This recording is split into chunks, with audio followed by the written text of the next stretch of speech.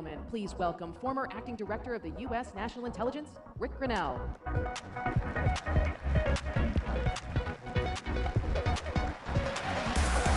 Thank you. Thank you.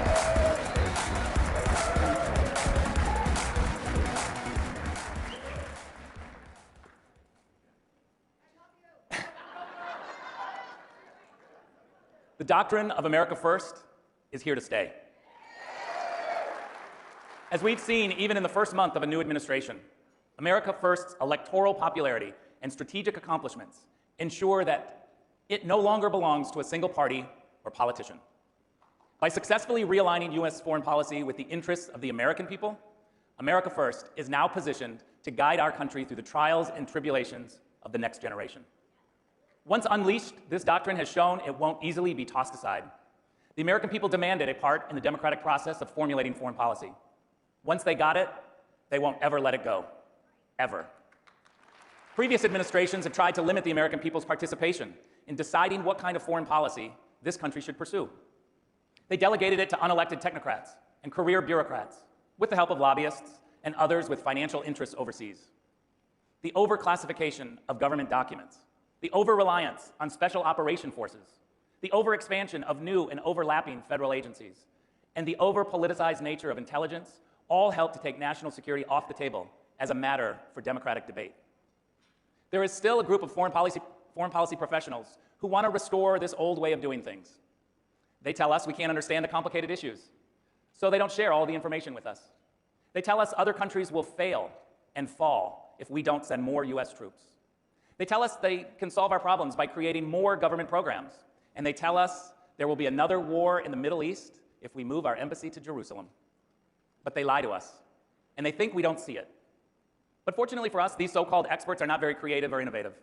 Try as they might, they won't take back control of the information, the budgeting, and the decision-making, because it is our right as voters to participate in this process. When I was first announced as the presidential envoy for Kosovo and Serbia, I was told by all the experts in DC who to speak to, who not to speak to, how to define the problems, and what were the available solutions. People had worked on this issue for 20 years with little to no progress, wanted to define the problems and set the boundaries for me. They wanted to control the available options. So instead, I spoke to people on the ground, business leaders in Belgrade and Pristina, who create jobs, reporters from the region who cover the issues up close, officials who have staked their lives and credibility on what for them are life and death issues. And what they all told me was to forget the intractable political problems that dominate headlines in Washington, D.C. and Brussels.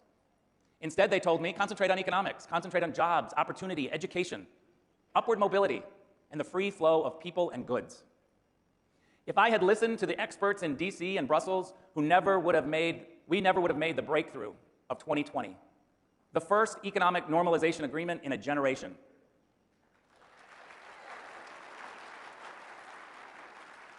The same was true for my time in Germany. I was counseled by all the experts not to push too hard, even though they were building gas pipelines with Russia, reducing their contributions to NATO while having a surplus themselves, and making more deals with China. But these so-called experts in Washington see and think in black and white, as either being too hard or too soft, as being too mean or too nice. Real progress takes place not in black and white, but in living color, a concept that all ordinary Americans know from their everyday lives as parents, friends, business owners, and employees. We didn't ask the Germans to be better allies because of some rigid ideological principle. We simply understood that the United States and Europe share the Western values of security, peace, and free trade. And so it was reasonable to ask our European allies to share certain burdens with us. We expected them to cut rather than grow their dependence on Russian gas. And we wanted them to renegotiate trade agreements to make our relationship more balanced and fairer. For some reason, this was counterintuitive to all the experts, but not to the people. The lesson here is that the outsiders always have something to say, always something to contribute, whether they're trying to make their voices heard in Washington, D.C., Brussels, or Sacramento. There are a few ways to leverage the contributions of outsiders. In America, I think there's a real value in seriously considering term limits for our elected officials.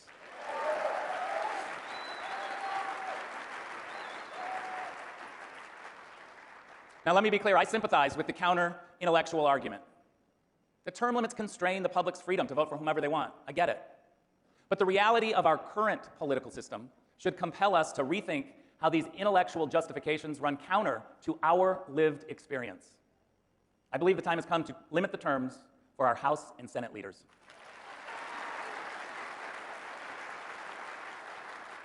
Many who have become more ingrained in Washington and in the fabric of their own hometowns.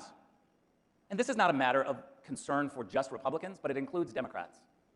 This is a fight between the insiders and the outsiders, between Washington, D.C. and the rest of America. Of course, if things get really bad with elected officials, there's always the option to recall them.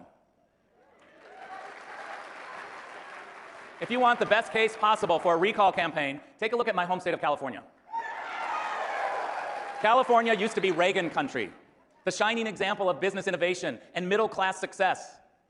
But now when you think of California, you think of out-of-control wildfires, of rolling blackouts, of schools still closed, of shuttered businesses, of bans on fracking, and wealthy people jumping the vaccine line. Did you know that Gavin Newsom, the California governor, originally purchased $1 billion of masks and other protective equipment from a Chinese company, when American companies with the same equipment were based in California? In my 3 decades in American politics, I have never seen a better case for a recall than there is right now in California.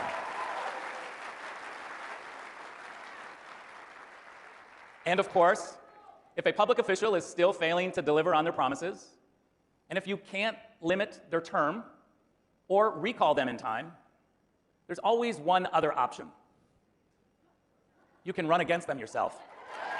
Thank you very much.